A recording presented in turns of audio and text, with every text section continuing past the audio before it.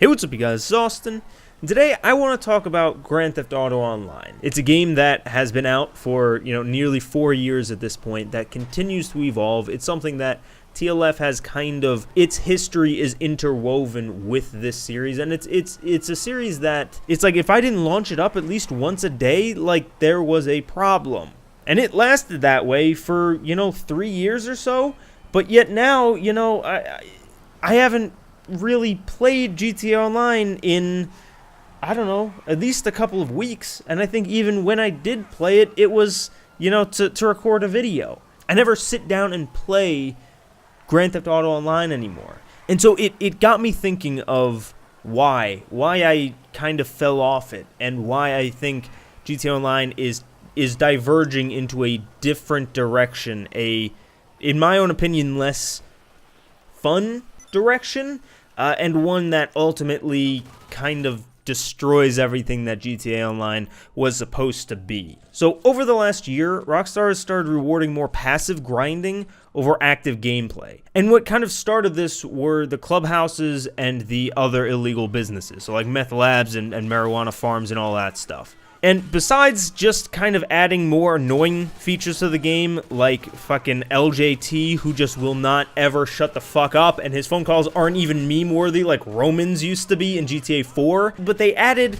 the whole concept of needing to be in a public match, which right now seems to be the crux of everything. That is the thing to hate on in GTA Online. Like, most people, if they said, hey, what's one thing that you would change about the game, they would say, get rid of public matches. Or rather, get rid of the need to be in public matches to run some of these missions for gun running and for import-export and so on. And on paper, it seems like a good way to liven up the community. Maybe, Rockstar was looking at the numbers and, there's not too many people playing in public lobbies, but mainly in crews and, in their own private servers and whatnot.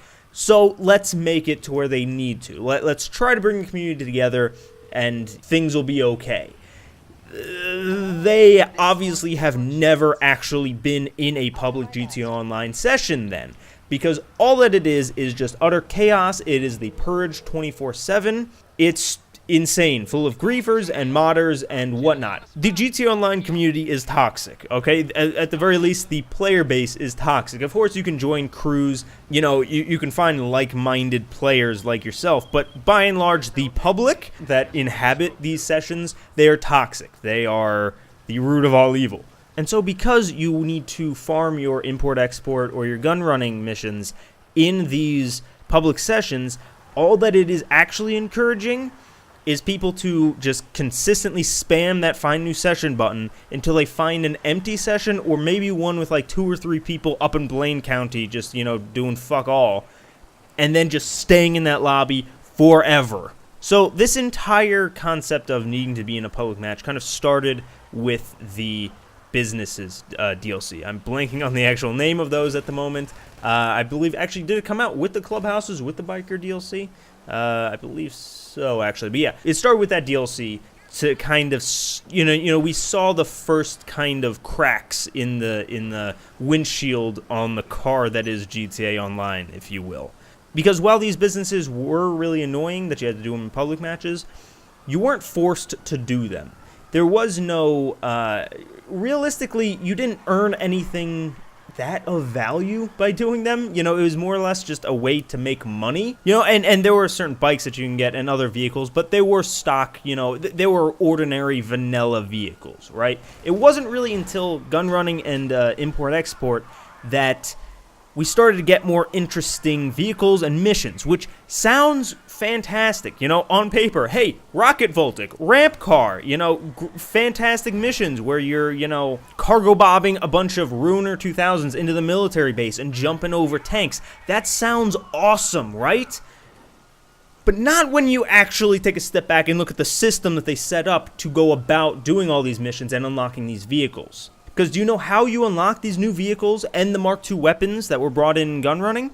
By playing setup missions in public sessions, which we have already established as the root of all evil, or in the case of the Mark II weapons, by getting research, which only rewards people watching TV in their apartment in the middle of a public session, or just rubber banding your controller and walking away for 4 days. The way to grind in a game called Grand Theft Auto isn't by stealing cars or shooting hookers or stealing hookers. It's by sitting at home and watching television.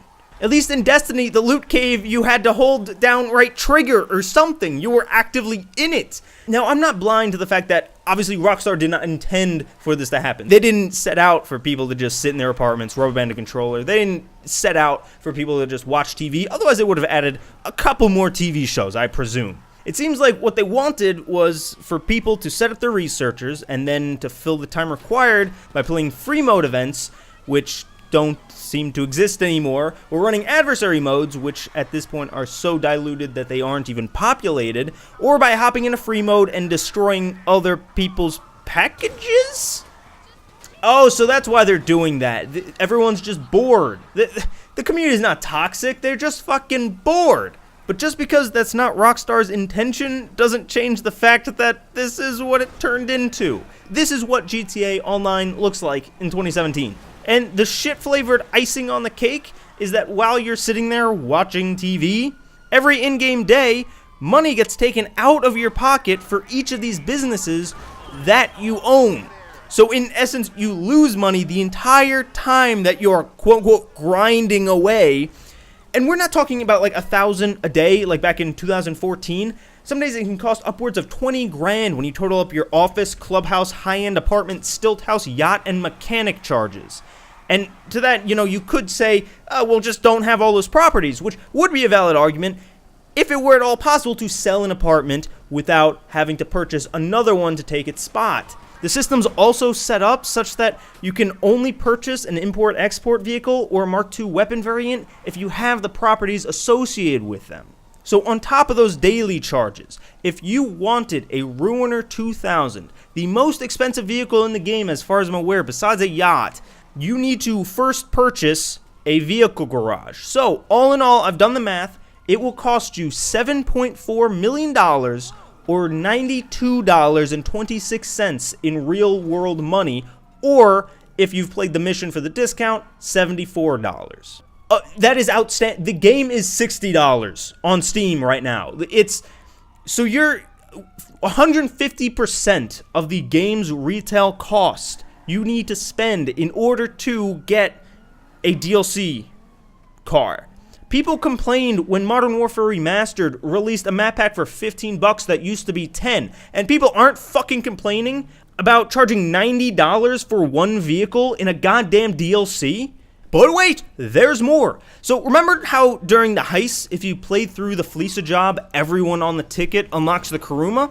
Well, they took that model and just set it on fire, I guess, because now only the CEO who hosts the job actually receives the discount, or in the case of Gunrunning, the Mark II variants. So if you had a squad of 4 people, the only way to get the same discounts and weapon unlocks and upgrades for everyone will be to do this, quote, work 4 times. And because only the CEO actually gets the benefits, it makes a world full of CEOs and no associates, or at the very least, no happy associates. There's no incentive to work for somebody other than just playing the missions, which are pretty fun, but they kind of feel like a sampler platter for things that you just can't have. Whereas the heist missions felt more wholesome, as, after you were done, you could purchase these vehicles, drop them down in Creator, or even use them on future missions. Which, to be fair, maybe we haven't gotten to the point yet with Gunrunning where they, appear in other missions, as there really hasn't been anything since to utilize these vehicles and,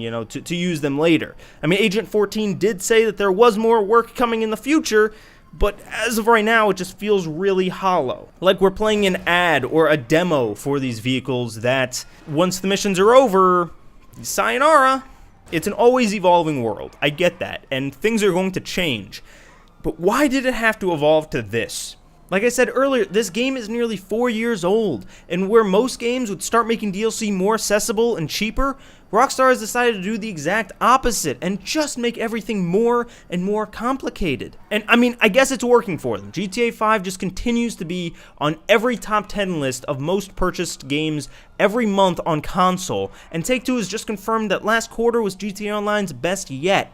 But is this really what we all signed up for? Like I mentioned before, heists had a good system, and since then, instead of focusing on releasing new heists that rewarded players for teamwork and mutually beneficial destruction, they instead focused on making an individual the only one reaping the rewards, and so it feels a lot less like teamwork and more like you're an employee helping the boss get some big bonus at the end of the quarter that you'll never see.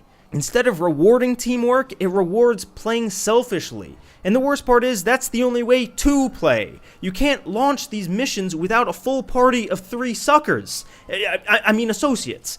It all stems back from everything being ranked. You can no longer just fuck around in GTA.